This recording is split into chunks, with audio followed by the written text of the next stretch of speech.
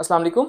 हम protein chemistry के chapter को शुरू करने लगे हैं। इस चैप्टर के अंदर हमने देखना है प्रोटीन्स के स्ट्रक्चर्स के बारे में, यानी कि जो primary structure, secondary, tertiary, quaternary, ये किस तरह से बनते हैं।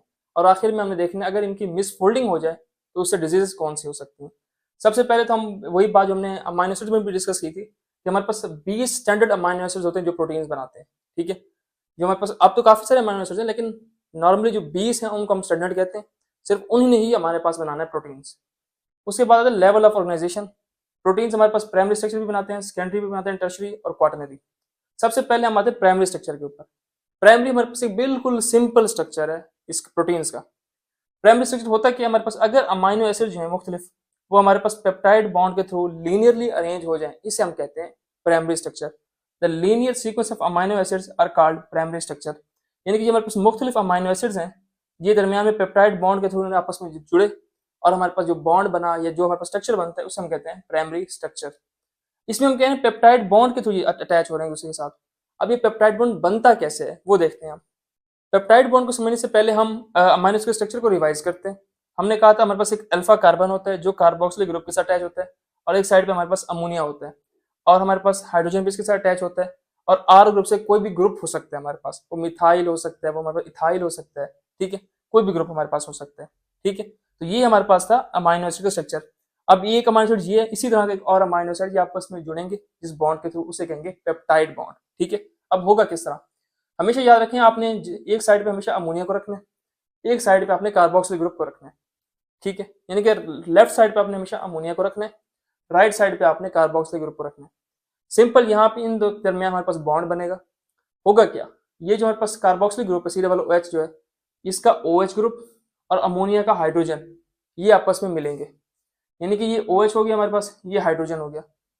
ठीक है, तो हमारे पास क्या निकल जाएगा, पानी निकल जाएगा, वाटर निकल जाएगा। ठीक है, और इनके दरमियान बॉन्ड बन जाएगा। यानी कि ये हमारे पास सी डबल बॉन्ड ओ रह गया क्योंकि हमारे पास OH निकल गया था यहाँ से, और यहाँ से हमारे पास हाइड्रोजन निकल गया तो पीछे NH रह गया।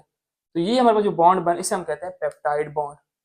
बनता किस तरह से, आप सिंपल याद रखना है, एक साइड से हमारे पास कार्बोक्सिलिक ग्रुप का CO और दूसरी साइड पे NH जो है वो आपस में मिलते हैं, और जो हमारे पास OH है और हाइड्रोजन है वो निकल के हमारे पास पेप्टाइड बॉन्ड बना देता है। तो ये था हमारे पास simple formation of peptide bond. दूसरे नंबर पे हम, अब ये तो था सिंपल पेप्टाइड बॉन्ड, अब हम देखते हैं स्ट्रक्चर ओरिजिनल। एक साइड पे वेलिन है, एक साइड पे एलानिन है। ठीक है, अब यहाँ से OH, यहाँ से हाइड्रोजन निकलेगा तो वाटर निकल गया, इनके दरमियान जो बॉन्ड बनेगा उसे हम कहते हैं पेप्टाइड बॉन्ड। ठीक हो गया, ये हमारे पास फॉर्मेशन थी पेप्टाइड बॉन्ड की।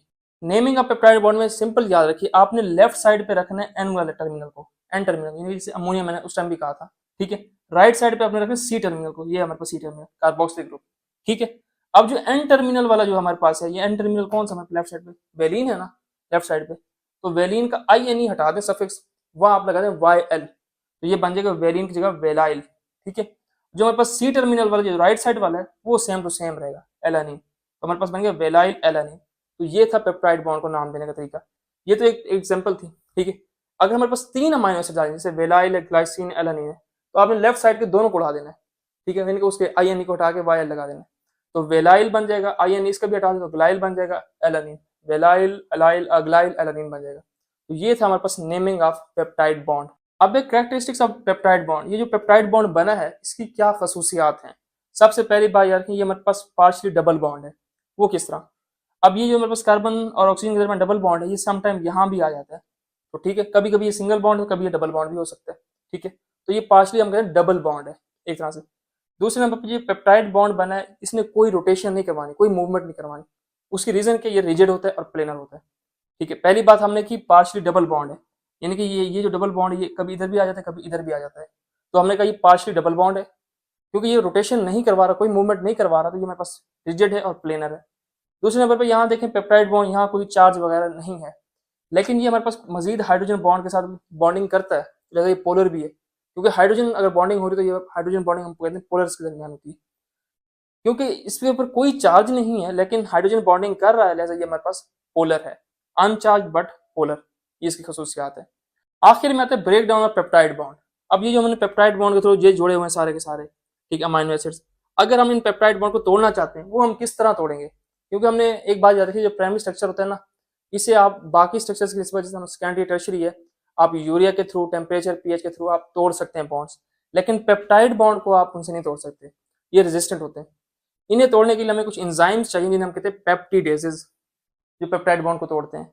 अब ये दो तरह के होते हैं, एक एक्सोपेप्टिडेजेस होते हैं, एक एंडो होते हैं।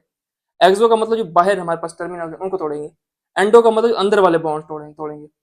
अब एक्सोपेप्टिडेज दो तरह के होंगे, जो एन टर्मिनल को तोड़ेंगे एक वो होंगे, जो हमारे पास सी टर्मिनल को तोड़ेंगे एक वो होंगे। ठीक है, यानी कि इन्होंने हमारे पास ये एंड्स तोड़ने हैं, ये होंगे एक्सोपेप्टिडेजेस। एंडो का मतलब जो अंदर वाले बॉन्ड तोड़ेंगे उन्हें हम कहेंगे एंडोपेप्टिडेजेस। तो ये था हमारे पास प्राइमरी स्ट्रक्चर।